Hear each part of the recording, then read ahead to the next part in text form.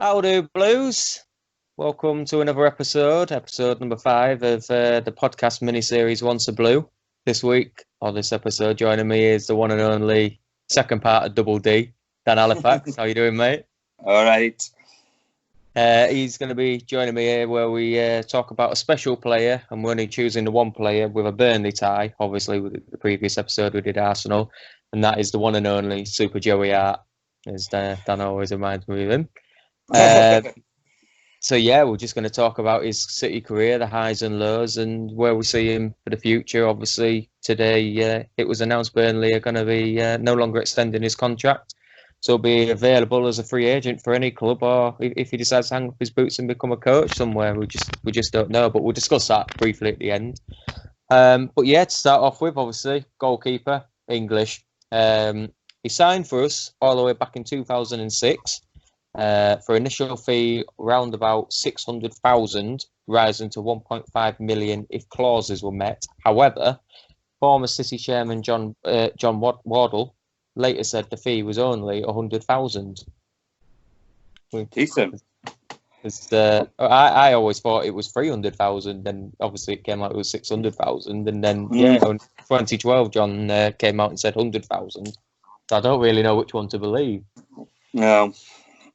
A bargain, whichever it is, isn't it? Yeah, oh God, yeah. Considering the fee we sold him for as well, after all he'd done for us.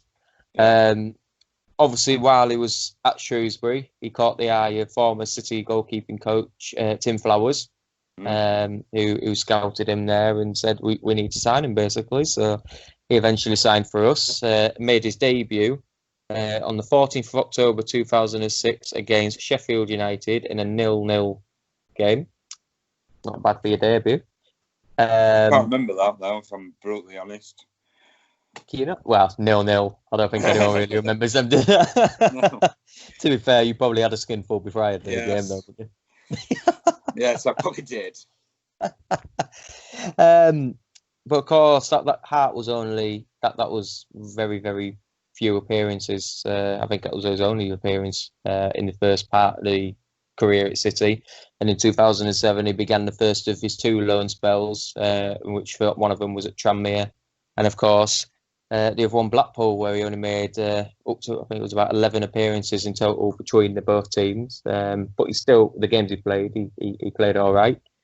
I remember hearing him interviewed about going to Blackpool, and he says, I turned up in change room and everybody just were like, who's this little kid that's come? They didn't realise he was going to be starting goalkeeper for him. Well, yeah, nobody knows. We were having this argument about our youth players starting making a name for themselves, aren't they? And, everyone thinks they're just kids until they prove it on the pitch.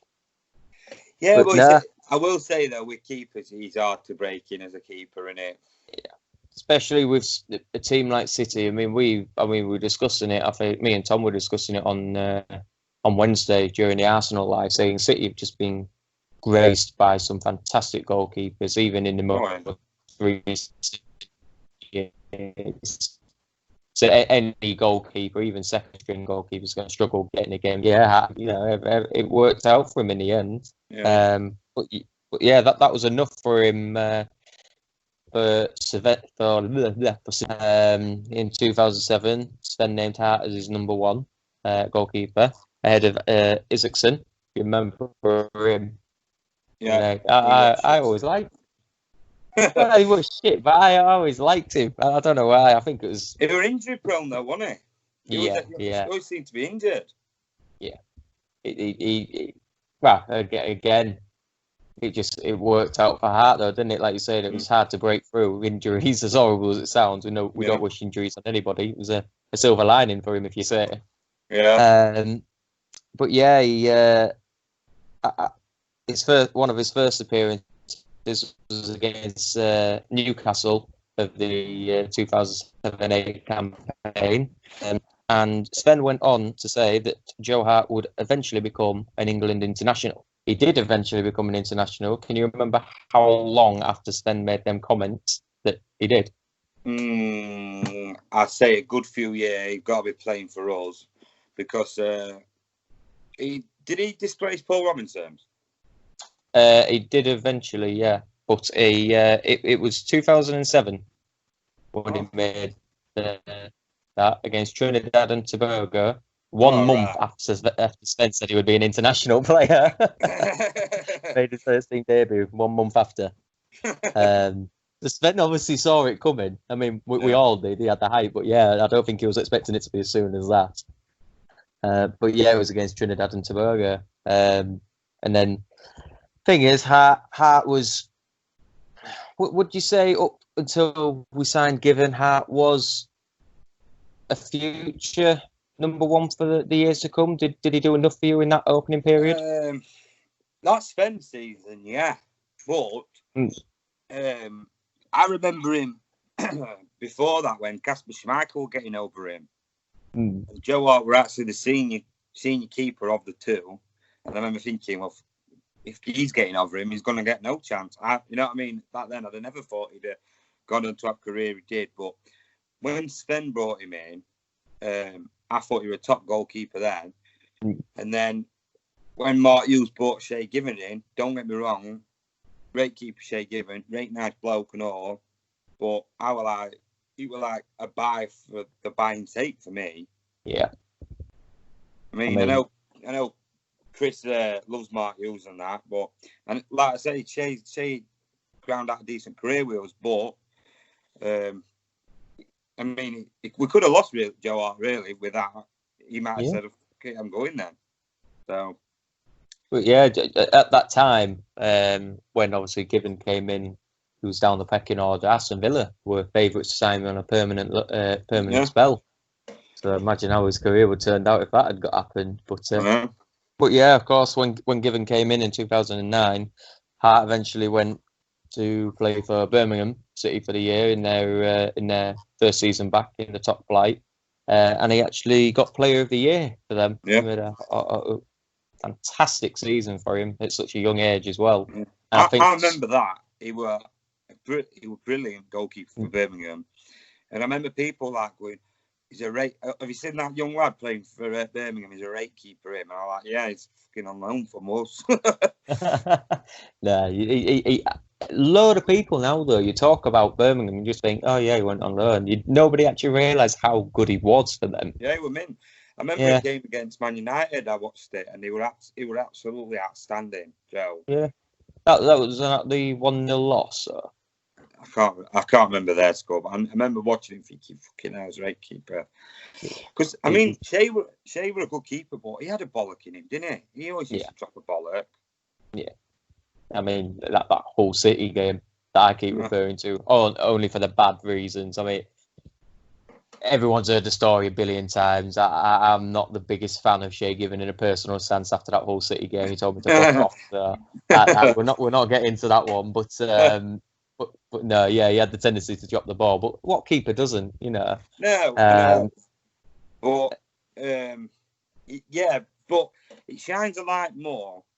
Like it shines a light more when the guy you've replaced is doing it. Yeah. Do you get what I mean?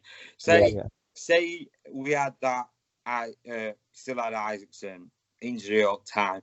Shay Given drops 2 bollocks. You're not thinking, oh well, but he drops a bollock. Like I can remember him dropping a right bollock against Stoke in FA Cup at their place, and like Joe Hart's, like you say, getting player of the season for Birmingham. Makes you think, doesn't it? But it all turned out good. Well, it all turned out good, only to end miserably. Not to spoil it for anybody. If any City fan is watching this and don't know how the story of Joe Hart goes, there shouldn't be a City fan just go to the red half and never come back. You know, and everybody knows it, don't they? I mean, Hart's probably one of the first names you think of in the modern era, when you think of City now. And well, you put it into complete context there, because after that Birmingham season, he returned back in 2010, and Mancini loved what he saw from it. And of course, but did you know that Mancini was very much against bringing Hart back initially? Mancini wanted to sell Hart even after his year spell at Birmingham, and he had to send his goalkeeping coach to get a full relay of him. I think it was about 10 or 15 games. I'm not sure. I hadn't heard that, but I did hear I had an interview with Mancini and he says somebody was saying about selling Joe Hart or not liking Joe Hart or something. He says, if I didn't like him, why would I bring him back and make him number one when I still say Given? Yeah. So I don't know which story is right. He might just be saying that because it turned out all right, but yeah. But yeah, this is quite a few reports I've read when I was doing the research. But of course, he sent one of his coaches out, his advisories, and he watched him for about 10 games during that season. And he came back and basically just told Mancini that he had the potential to be world class, and he told Mancini to keep him. Mancini, taking a word of advice, gave Hart his, could call it, second debut for City in his more permanent spell at City in that 0-0 game at Spurs, which needs no introduction. He was world class that day, wasn't he? I've just rewatched it, not the full game. I've just rewatched Joe Hart's highlights, and I'm currently just watching Joe Hart's best 10 saves. And it's currently that one when he ran back from when Rooney shot from halfway line. All the way back from their penalty box. Even he got up smiling, didn't he? Yeah. I think he was voted world's fastest goalkeeper at that point, wasn't he? Yeah. But like you say, that Spurs game, it was something else, that game. And if anybody had any doubts about him taking over from Given and being as number one, that'd have put you to bed for you, wouldn't it, that game? Yeah, without a doubt. He was that's I've mentioned it plenty of times on a podcast whenever we refer to Hart or anything. It's the number one game you go to. Wasn't a spectacular on our attacking front. You know, we had the likes of world class players up front at that point, but just because obviously we were obviously second fiddle to Spurs. Obviously the previous year they knocked us out with the chance of going into Champions League in the final game. Pretty Peter Crouch header, which you've mentioned plenty of times as well. You say that's probably the most depressing moment of recent eras. Yeah. But yeah, no, that is one of the best performances I've ever seen by a goalkeeper, not alone just Hart. Yeah. But of course that cemented his place. And in that season, Hart went on to make 18 clean sheets. And eventually winning the Golden Glove. My notes are atrocious here. Absolutely atrocious. I can't even read my own handwriting here. But he, in the entire season, all games included, cup competitions, what have you, Hart went on to make a club record 29 clean sheets in a single season across all competitions. Who was the previous goalkeeper with 26? I'll give you a clue. Bert Chapman. Oh, Nicky Weaver. Nicky Weaver, with 26 in two divisions lower at the time. Yeah, well, that's it. Yeah. I mean, it's a hell of a record. Obviously, it's still yet to be beaten to this day. Hopefully, Edison can do it one day and better it by a billion miles. But we play different style now, though, don't we? Yeah. I mean, we're not getting into that now because I'm not slagging Joe off me. I love him. He's a legend, isn't he? I was having this discussion with Dave yesterday when we were recording the Arsenal former Blues, and we're talking about Clichy and Nasri. They were never world class, but they did a job. They're in a team that won us trophies, so they'll always go down as legends. Hart won his trophy, but he went above and beyond for City. And in terms of goalkeeping, Edison and Joe Hart of recent times, most people would choose Edison for the style, but Hart is right up there, isn't he? Yeah, of course he is. And Joe Hart, I think, suited that Mancini mindset where we're like, fucking, we're going out, we're winning this, everybody's pumped up, company's pumped up, Joe Hart's fucking like, whoa. Do you know what I mean? And we'd sort of like won before we'd even got on pitch. We had that like never say die attitude. And Joe just that were him all over. I still remember, I can't remember, it was against that England game. We went over to the side, yeah. Iceland, was it? Yeah, just yelling at the ball boy. Give me the fucking ball! Give me the fucking ball! But every game that was live on TV or the highlights, you see him walking out the tunnel. Only player other than Vinny that was, come on, boys, like, come on, boys, do this, you know. Yeah. My sister's boyfriend, he plays football on the side, and he's shit before I go anywhere with that. So he won't admit he thinks he's the best, but every time he's on the pitch, he reminds me of Joe Hart. Not what he says. Joe Hart would never say what he says, but all he ever comes out with, let's go fucking kill him. Yeah. And instantly it just makes me think of Joe Hart.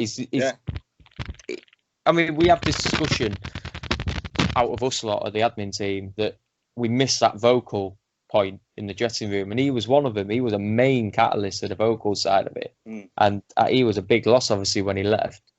And yeah, we never really replaced it. But of course, that season he won the FA Cup with us. The following season, Premier League, all time, and then he won his second Golden Glove in a row of that. 2012, 2013, his third Golden Glove. However, he did have a bad end to that 2012, 2013 season, didn't he? When he started ahead of Costello Pantilimon in the FA Cup final against Wigan, which we lost 1-0. What were your thoughts on that game with him? Oh, fucking, I'm not blaming Joe Hart for that. We were fucking awful. Yeah. Absolutely awful. And it won't be Joe's fault. I won't blame Joe for that. But you're probably right. Pants probably deserved to play in the final. He played every other game, didn't he? So, it's an FA Cup final at the end of the day. We're not really big bollocks like we are nowadays, where we're winning a trophy every year. That we're like. But yeah, I won't read too much into that. Yeah. But I mean, there are arguments, and you can sort of see the side of the argument that if Hart didn't play that game, we would have probably taken it to extra time and penalties due to the fact that the ball that was scored by Ben Watson went over Hart, and everybody comes up with the argument because of the height of Pantilimon would have touched it over the bar or saved it. Yeah, but then again, Pantilimon might have fluffed the fucking one of them Kone shots. You know what I mean? You can't say that. No. So that's the argument. Oh God, yeah. I remember watching it. You knew it was coming, though, didn't you? You knew there wasn't going to be extra time up. I know you just knew there was going to be a nasty goal near the end, and unfortunately, he ended the 2012-13 season on a bad. But he's still got Premier League Golden Glove, so he's still got a personal accolade. You know, that was probably the last season where he had a dominant number one position before it all started to maybe decline. Because of course, in the 2013-2014 season, his form dipped that much that he was replaced by Pantilimon for a few games before returning to the first team in a Champions League game. You remember when... a lot of people forget this about Joe, don't they? I mean, like I say, I loved him, but people forget that it got that bad that we had to bring Pantilimon on him as a number one. And that didn't happen. You couldn't see that happening with Edison now, could you? No, not being funny. Not especially when we've got Bravo on the future. No. But then again, Bravo, he could have won the Ballon d'Or easily. Yeah. No, but Pantilimon wasn't a world-class keeper. Pantilimon was Bravo grade, wasn't it? Yeah. Maybe. Well, I won't put him in the same bracket. I always rated Pantilimon. Yeah, but it was never going to be number one, were it? Oh, God, no. No. But very, very good number two, without question. Yeah, a good number two. And I liked him. Me. But yeah, of course, it's not many people know it. They just think Joe Hart was in between the sticks for that entire season. But yeah, he suffered a really bad thing, I thought. But of course, he returned in a Champions League game later on in that season and retained his first place position in that season as well. Just quick, while we're on about that. Well, I mean, when Joe Hart does finally retire and he brings his autobiography out, it's going to be interesting to read that time in his life, why he's formed it, because obviously he got his place back and he holds no he's got no bad feelings towards Pellegrini. So you makes you think, wonder what were going on, and him still to hold Pellegrini in such high regards, because can't imagine any keeper getting dropped is that. Do you know what I mean? So especially in number one. Why he went off Boyle and all that, don't we? So yeah. I'm hoping he brings one out because he's got some hell of a story to tell. Yeah, and of course he has. He's got one hell of a career. And people still, I mean, I put a post out this morning, obviously, with Burnley not renewing his contract. And many people were saying, oh, he should quit playing, take up a coaching role and stuff like that. He's past it. He's still only 33. Yeah, but that's the bad thing about it. It is a fishy one, right? Because does he want to drop down a division? Does he want to drop down 2 divisions maybe? Go play abroad again? Now, if he finished his career now at 33 and did his coaching or whatever, nobody's going to say, oh, you had a shit career, you never made anything. Do you know what I mean? It's going to be, or go to be a second keeper at, like, so a promoted side, you know, like say West Brom come up and he goes and plays second keeper there. Is that the career? Is he just going to grind out his career? Like, who is it went to Man United? Victor Valdez. Like, I always thought he was a good keeper, and then his career just like died out, didn't it? If he'd not gone Man U, he'd probably been remembered as a better keeper. And I think Joe Hart's getting to that sort of stage.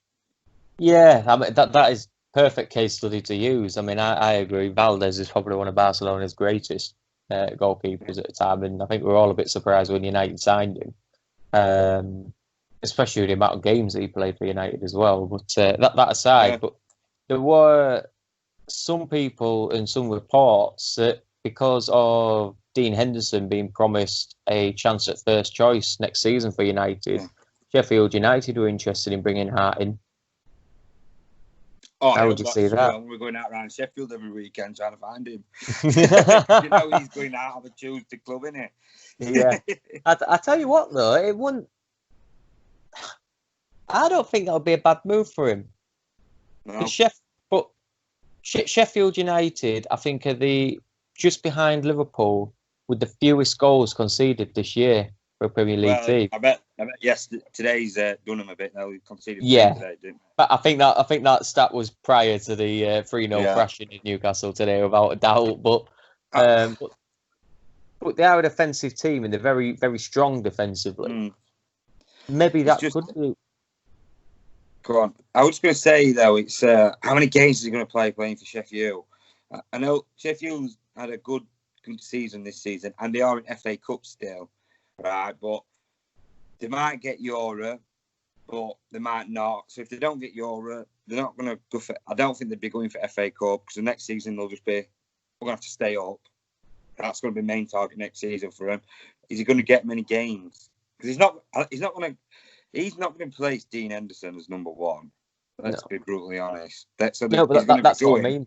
Dean Henderson won't be renewing his contract. Ole's been told him he's got the chance to be number one next season. But I'm on about Sheffield. He's not going to. Sheffield wouldn't be signing Joe Hart to replace Dean Henderson. They'd be signing Joe Hart to be number 2 to whoever lined up for number 1. Right. Well, I'd have thought so, personally. I can't see Joe Hart playing 30 games and... No. Maybe I'm wrong. What would you do if you were in Hart's shoes right now? What would if you were at this pinnacle now where coaching is the possibility, or maybe drop to a championship club that could do with your team? I mean, you got players, you got teams like name a few. You got Derby, who've got an old aging keepers. They're not fantastic. Scotland is a possibility. I know we take the piss out of Scotland, but it's still a place to maybe go and end your career. But I get what you're saying. But he's a multi-millionaire, right? They all are nowadays. So he's loaded. He's won stuff. Like, you think how many pro footballers go through the whole career and never win a thing? Yeah. Joe Hart's won stuff. Like you said, he's won stuff with his team. Golden Gloves, player of the season at Birmingham. So he's been about. He's played abroad. He's done that. That's off his bucket list. Why not just retire And I mean, or come to City as a third keeper. I'd 100% have him at City as third choice. So what's Scott Carson doing? Nothing. Sat in his house getting a paycheck. Get Joe Hart sat in his house getting a paycheck. But, and a lot of people who don't follow City a lot get it in their head that City is this new money club and they don't care about the past. All the coaching staff, all the youth team, the women's team, all the like American, Australian, all have ex-City players involved in them. What about buying Mumbai City? We ring Terry Fielden up. City's ringing Terry Fielden up going, what do you reckon about us buying this Mumbai City? Do you reckon there's a market? Do you reckon we could do this? Right. Terry Fielden, I bet fucking shake my sword, I didn't know Terry Fielden played for City. Do you know what I mean? Yeah. We've got that training pitch named after Joe Hart with mosaic and that. Just come back, bury the hatchet with Pep, come back on a coaching role. That'd be what I'd do. And I can guarantee now, all it'd have to be is a phone call away. I mean, Shea Giver said it on BT a couple of seasons ago. He says, every time I go back to Man City now, what's the chairman called?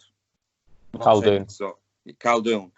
He's saying, Shea, there's a job here for you whenever you want. Just come doing anything.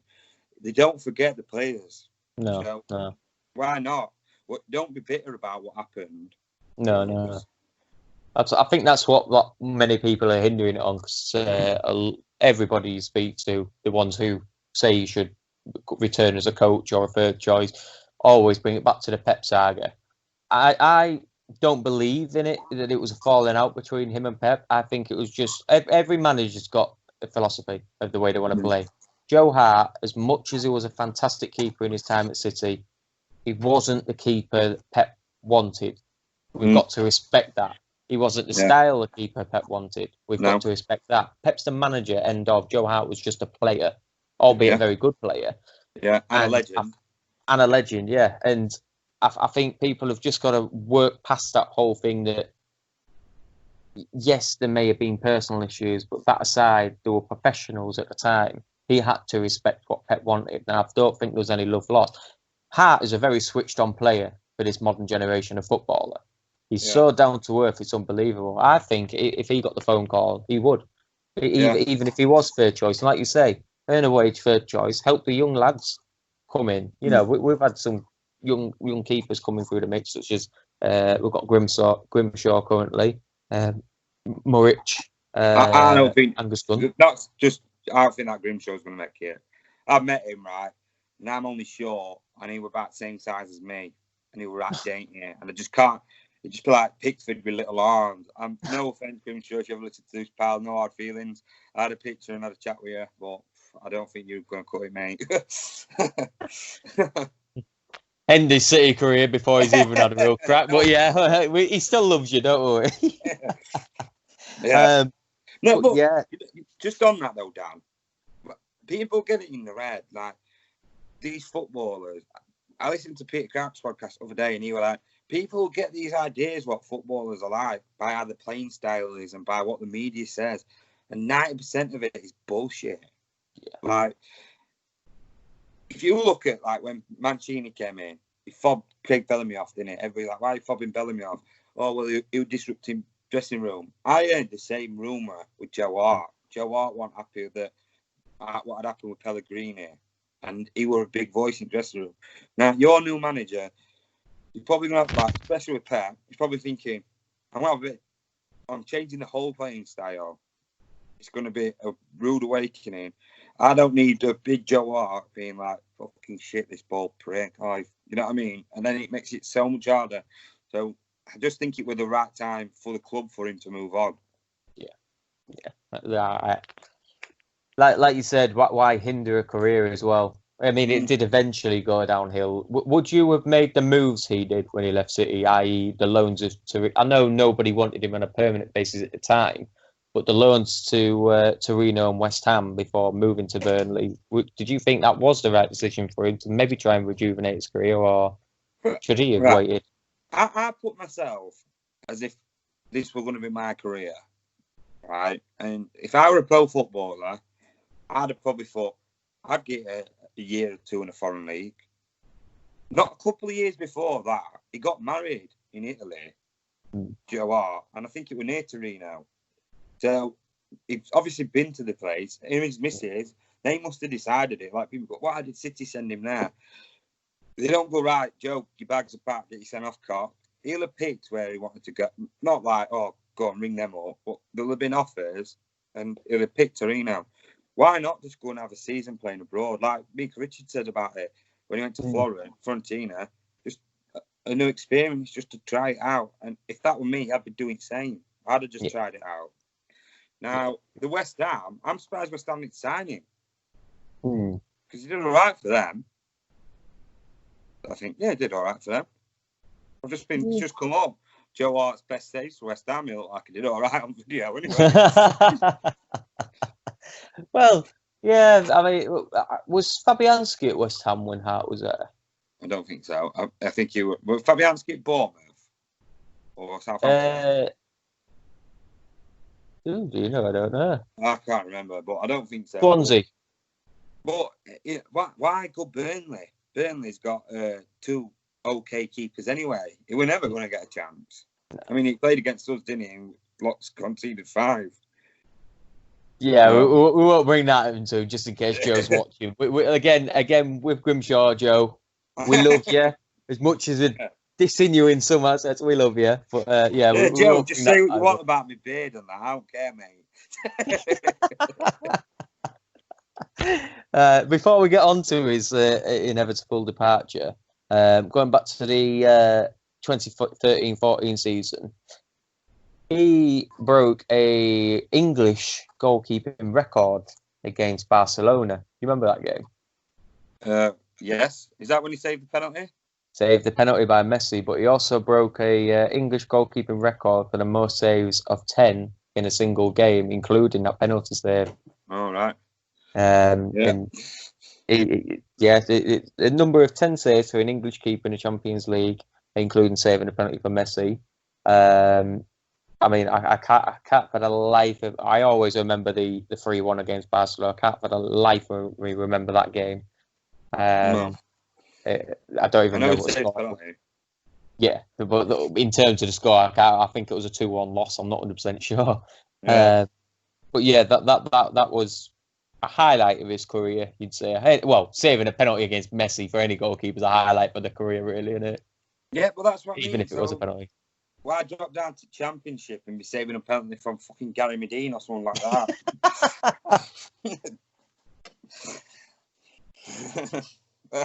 That's how I think about it. If he needed some money, I'd see why he did it. I can't get past that bit. I wasn't expecting that of all things. Gary Medine, of all the players. I've been playing some Football Manager and he banged. I can tell. Day. I'm like, fucking Gary Medine. Moving on from that then. Before obviously the downward spiral, in the 2014-2015, Hart, in his 300th appearance at City, won his 4th Golden Glove. Can you remember what team that was against? No. Southampton. Was the last game of the season? Last game of the season. Can't surprised you remember that. You've probably been there. Yeah, but full now. But yeah, that was his 300th appearance. The final game of the season, he won the 4th Golden Glove that game. I mean, that 4 Golden Gloves. That is good. That is good. I'm like, how many Premier League keepers have never won one? Yeah, and he's got 4 consecutively. Yeah. You know, again, not many keepers can say that. Keeping that many. But also, not many keepers had Vince and company in front of them. Very true. Very true. And they had a good understanding with each other. That's another thing. That was the core, though, wasn't it? That's what everyone will go back to. The core. It was solid. We had obviously Hart and Vinny and Lescott. You can throw into that mix as well. They're all on par with each other. Milner and Gareth Barry, for Christ's sake, were on par with them in terms of understanding of each other. Yeah. And yeah, completely agree. Not many teams had Vinny in the back line, but I mean, Well, no, I can't even think of an argument against that. So I completely agree. No, but and then he was there when we had like Vincent Company were out a lot as well, weren't they? Like we had Les Scott and Nasta Six playing together, and I remember Nasta Six fucking scoring that up. Well, he didn't score an own goal, did he? Like headed it over Hart and against Chelsea, and Chelsea buried it. Fucking hell, Torres buried it, didn't he? Yeah, you know you had a bad game if Torres at Chelsea scored against you. So yeah, I think that rubbed it in. But yeah, going back to the Torino in the 2016-17 season when Pep arrived, surplus to requirements, he was told, and yeah, he left on loan to Torino for that season and the following season to West Ham. And eventually, in 2018, the 7th of August, it was announced that he left for Burnley for 3.5 million. So everything is won for us, all the things included. 3.5 million. That's up 3.4 million for a goalkeeper that won us a hell of a lot. Yeah, I see that as good business. At the time, Burnley signed him. They're getting no back for him, are they? No, he's gone. So good bit of business, but they should have. I mean, they could have just let him leave on a free as a token gesture at club, couldn't they? But yeah. I think it's, or at least giving him the contract to see out the rest of the season. Albeit, even if he was sat on the bench just to finish the season rather than just being told, that's it, you're done. But yeah, to end with, I'll just go through his statistics. So he made a total of 348 appearances for City in his tenure. 2 times Premier Leagues, 1 FA Cup, 2 League Cups, 4 Golden Gloves, and 2 Premier League Team of the Years.